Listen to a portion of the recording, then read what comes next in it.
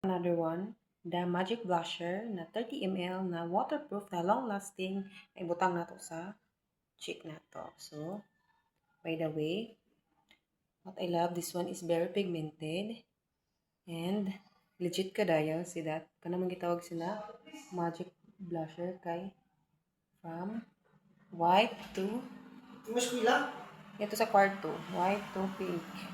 Ano pagka-pink is fresh pink.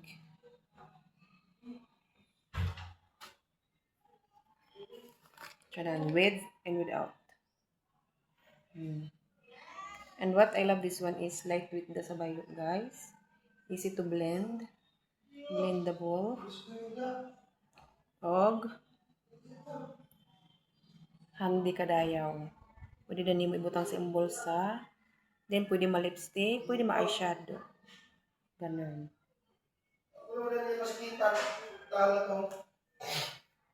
Balik ka sa eskwelahan?